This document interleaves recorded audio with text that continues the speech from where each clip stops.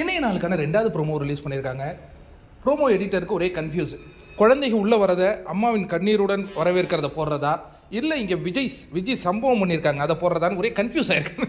சரி, இதையே போட்டுருவோம். இப்போ பார்த்தீங்களா, விஜய் த கேமர் வந்தாங்க, ப்ரோமோலே வந்துட்டாங்க. பார்த்தீங்களா, அந்த 2 குழந்தைங்களை பீட் பண்ணி உள்ளே வராங்க அப்படின்னா ஷீ இஸ் அ கேமருங்க. உங்களுக்கு நிறைய பேருக்கு அந்த டிஃப்ரென்ஸ் புரியவே மாட்டேங்குது. கேமர்னால் என்னென்னா, நீங்கள் காட்டப்பட்டால் தான் கேமர், நீங்கள் எபிசோடில் வந்தால் தான் கேமர், ப்ரோமோவில் காட்டப்பட்டால் தான் நீங்கள் அங்கே இருக்கீங்கிற அர்த்தம்.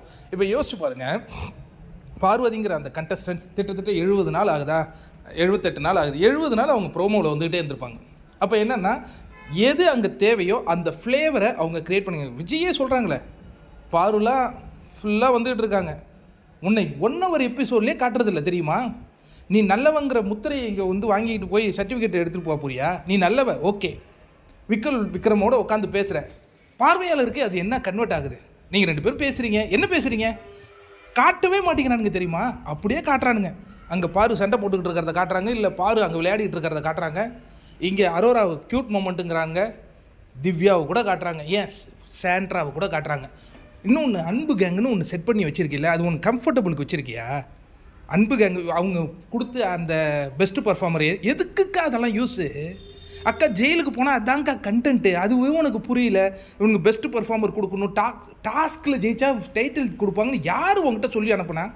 நான் இந்த அன்பு கேங்க உட வேண்டாம், நீயே உட. 3 வாரம் தான் இருக்குது, இதுக்கப்புறம் ஒன்றும் உன்னால் பண்ண முடியாது. ஆனால் எப்படி அதை அப்ரோச் பண்ணணும்? சாண்ட்ராவெல்லாம் நீ லெஃப்ட் ஹேண்டில் டீல் பண்ணிடணுக்கா. என்னமோ அவங்கக்கிட்ட மன்னிப்பு வாங்கினாங்கன்னா அவங்க மன்னிப்பு கால் மேலே கால் போட்டு கனி மன்னிச்சிருங்கிறாங்க, நீ எழுந்து நிற்கிற. ஐயோ, இந்த விஜய் உள்ளே இருந்தால் என்ன நடந்திருக்குன்னு தெரியுமா? வெளியில் பார்த்துட்டு ஆத்தாத்து போகுது அப்படின்னு.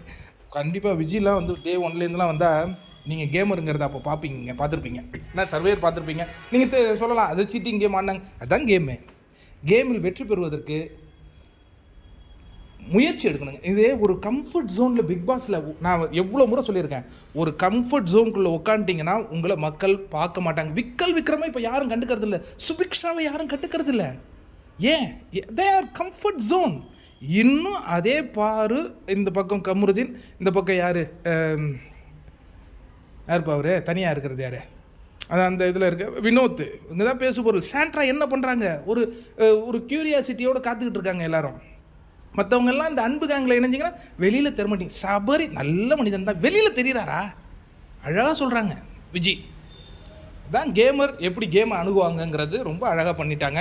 இதுக்கு பிறகு எங்கே கனிக்கு புரிய போகுது? இங்கே நல்லவன் கெட்டவனே கிடையாது, இது கேமு.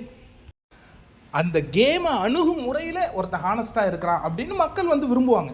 புரியுதா? இப்போ நீங்கள் யோசிச்சு பாருங்கள், ட்விட்டர்லலாம் நிறைய ஸ்பேஸ் போடுறாங்கங்க. கனிக்கு ஆதரவாக ஸ்பேஸ் போடுறாங்க, பார்வதி பற்றியே பேசுகிறாங்க. சபரிக்கு ஆதரவாக ஸ்பேஸ் போடுறாங்க, பார்வதி பற்றியே பேசுகிறாங்க. பார்வதிக்கு ஸ்பேஸ் போடுறாங்க, பார்வதியை பற்றியே பேசுகிறாங்க.